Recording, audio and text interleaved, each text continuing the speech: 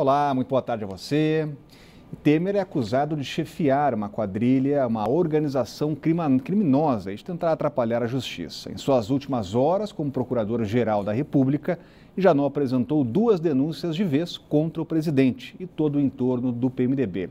Estão na lista os ministros Eliseu Padilha e Moreira Franco e os já presos Gedel Henrique Alves, Eduardo Cunha e Rodrigo Rocha Loures, além dos também agora presidiários Joesley Batista e também Ricardo Saldi. A informação causou turbulência no meio político e pode atrasar reformas importantes, como a da Previdência. É só começar a andar depois da sessão do Supremo da próxima quarta-feira. Vamos entender melhor. Direto com Renata Dourado, já está com a gente por aqui. Tem muita coisa pela frente, né, Renata? Boa tarde. Pois é, Rodrigo, muito boa tarde para você. Uma ótima sexta-feira para todos que estão acompanhando o Band Cidade, primeira edição. Primeiro, a gente vai entender um pouco como que é essa tramitação, que, na verdade, nós já passamos por esse processo, né? O Procurador-Geral da República, a gente lembra aqui, já apresentou uma denúncia contra o presidente Michel Temer, denúncia essa que foi barrada pela Câmara em agosto desse ano. Então, qual vai ser a tramitação? O Supremo Tribunal Federal tende a enviar essa denúncia à Comissão de Constituição e Justiça da Câmara, CCJ da Câmara. Assim que a Câmara receber essa notificação, também vai notificar a defesa do presidente Michel Temer, que vai ter um prazo de 10 sessões para apresentar os seus argumentos, para apresentar as suas defesas. Mas é claro que a tendência é que a defesa, se isso realmente acontecer, não utilize esse prazo de 10 sessões. Por quê? Porque o presidente Michel Temer quer, como ele mesmo disse, virar essa página, trabalhar aí, né, pelo que ele considera as votações consideradas importantes para o Brasil, reforma da Previdência, reforma tributária, enfim. Então, na verdade, claro que tanto os aliados quanto o próprio presidente Michel Temer quer agilizar o quanto antes essa denúncia e essa tramitação. Mas, como a gente estava dizendo, tem esse prazo de 10 sessões. Uma vez apresentada essa defesa, essas justificativas, aí a CCJ, a Comissão de Constituição e Justiça, tem um prazo de 5 sessões para votar. Independentemente dessa votação, aí vai para o plenário, aquela votação nominal que nós também já acompanhamos aqui. Então, os deputados vão ser chamados nominalmente a apresentar aí os seus votos. Para que essa denúncia seja acolhida na Câmara dos Deputados, serão necessários os votos de 342 deputados. Então, a gente está falando de um número muito grande de deputados, no universo de 513 deputados. Dificilmente a oposição tem voto suficiente para aceitar, para acatar essa denúncia. Se isso acontecer, ou seja, se realmente aceitar essa denúncia, ela segue para o Supremo. Aí o Supremo decide se aceita ou não, mas o Supremo só pode fazer qualquer coisa mediante essa realidade aí do Congresso Nacional. Então, como a gente estava dizendo, na verdade, o governo quer realmente agilizar o quanto antes, mas o Supremo deve aguardar, deve esperar até a sessão da próxima quarta-feira para ver se envia realmente ou não para a Câmara dos Deputados, porque na sessão da próxima quarta-feira existem várias questões a serem analisadas ainda relacionadas a esse caso de Joesley Batista. Então, existem várias frentes levantadas aí pela defesa do presidente Michel Temer, como, por exemplo, as provas são ou não válidas diante dessa realidade que a gente está vendo. Então, a gente pode ou não considerar essas provas válidas. Por quê? Porque se não considerarem essas provas válidas,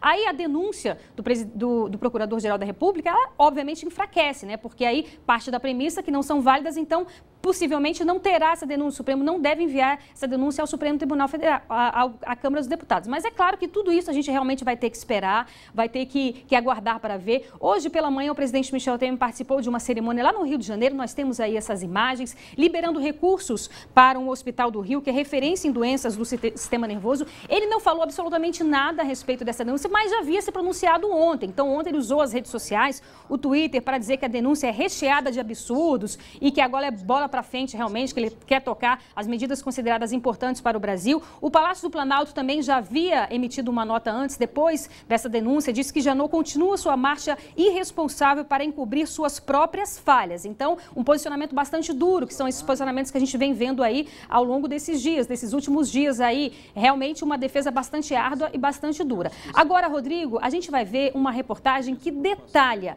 essa denúncia aí oferecida pelo Procurador-Geral da República contra o presidente Michel Temer e contra outras 8 pessoas. Vamos ver. Segundo a acusação, Michel Temer e os ministros Eliseu Padilha e Moreira Franco, além dos ex-ministros Henrique Alves e Gedel Vieira Lima, mais os ex-deputados Eduardo Cunha e Rodrigo Rocha Loures, participaram de um esquema criminoso, pelo qual receberam pelo menos 587 milhões de reais em propinas, usando órgãos públicos como a Petrobras, a Caixa Econômica Federal e a Câmara dos Deputados. O presidente Michel Temer é acusado pelo Procurador-Geral da República de induzir o empresário Joesley Batista a pagar, por meio do executivo da JBS, Ricardo Saldi, vantagens à irmã de Lúcio Funaro, para evitar que o doleiro fechasse um acordo de delação premiada.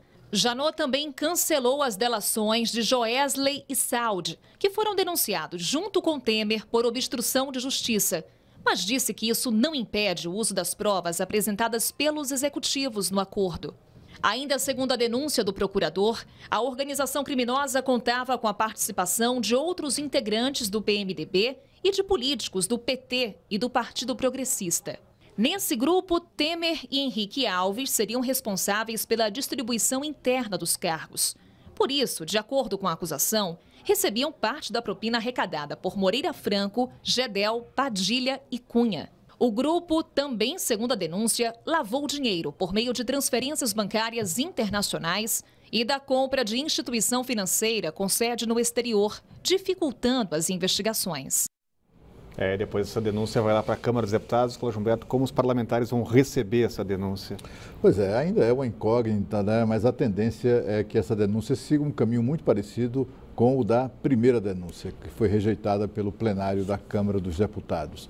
O governo certamente terá uma dificuldade maior do que a anterior, mas permanece favorito aí nessa queda de braços, né? Porque o governo tem a caneta na mão e, além do mais, a gente percebe, conversando com parlamentares, que, olha, é o seguinte, estamos há pouco mais de um ano do fim do mandato do presidente Michel Temer. Tem muita gente querendo, enfim, adiar essa investigação para depois do governo, porque a decisão da Câmara contrária à denúncia suspende o inquérito, né?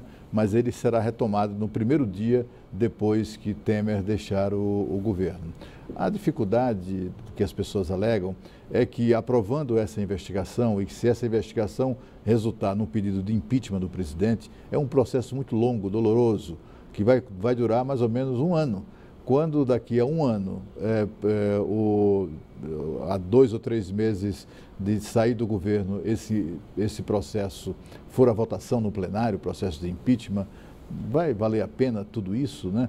Há uma discussão na Câmara que não passa necessariamente pelo mérito da denúncia. A denúncia é gravíssima, aponta, como a gente viu aí, aponta um afano estimado em mais de R$500 bilhão, é muita grana, é muito dinheiro, e explica um pouco ali aqueles 51 milhões de reais encontrados com Gedel Vieira Lima, né?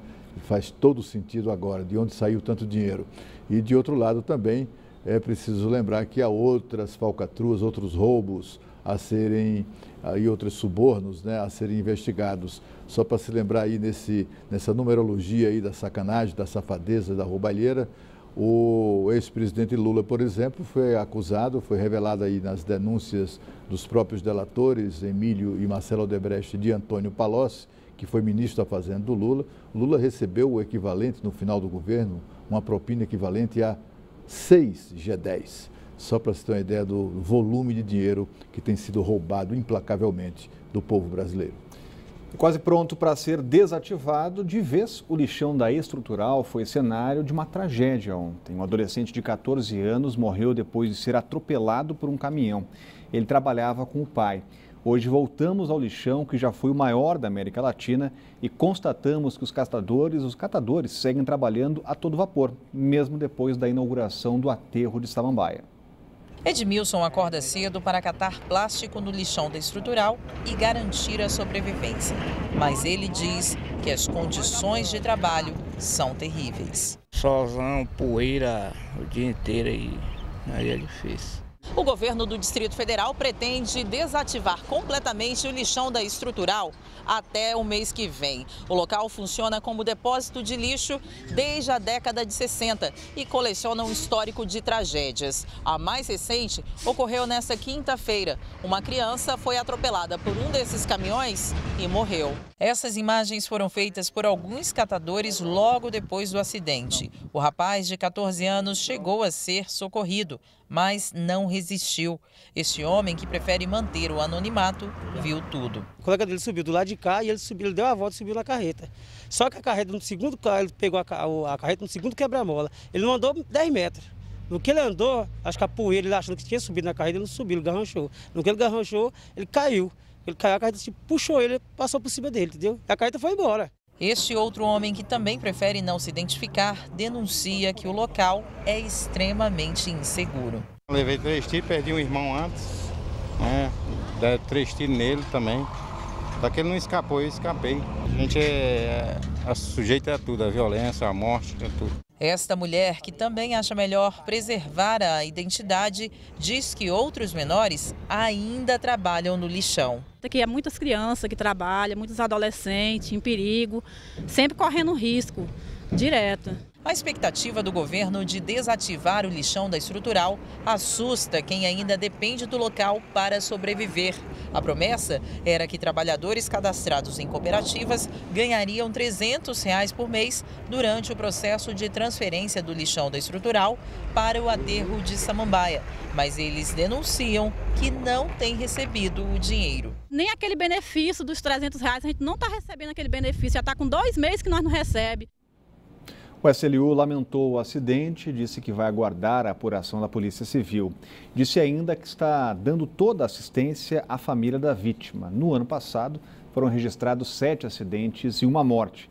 Este é o primeiro caso de 2017. Já a Cedeste explicou a falta de pagamento da bolsa de R$ 300 aos catadores. A resposta é que o repasse vai ser feito até a próxima semana.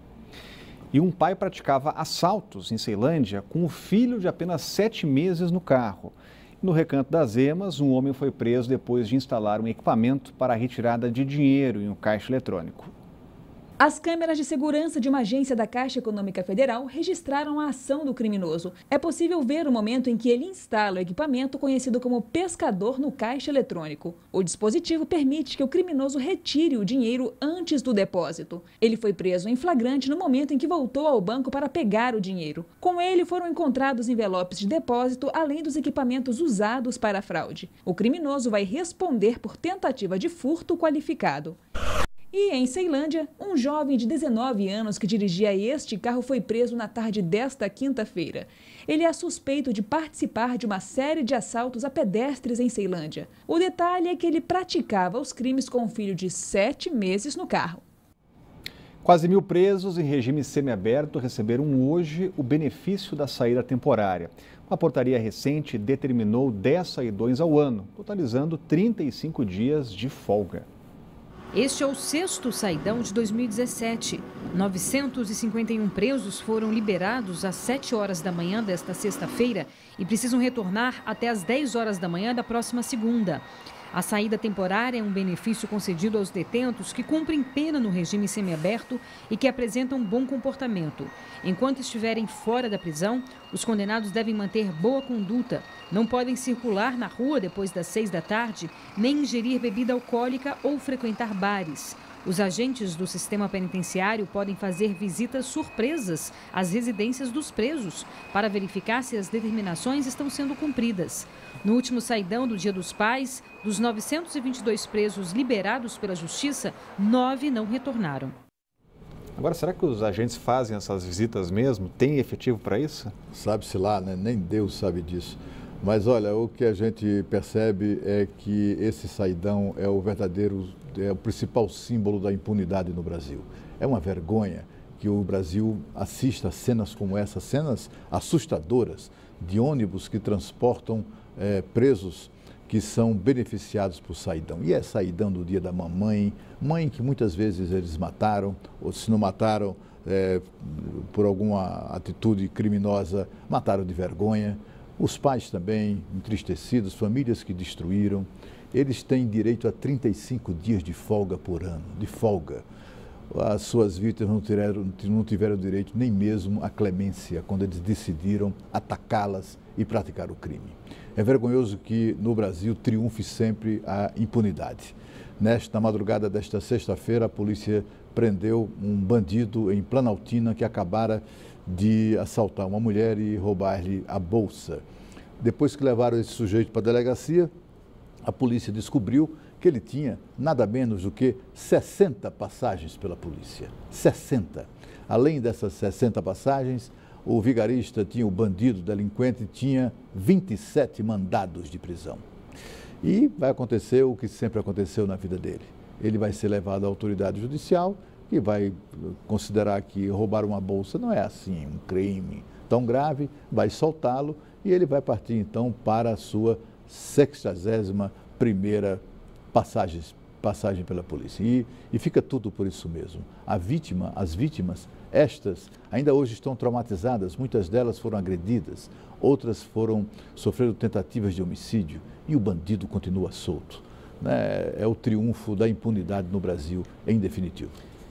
E a seguir, Joesley é transferido para São Paulo, onde ficará preso por tempo indeterminado. E Saldi cumprirá a prisão preventiva na Papuda.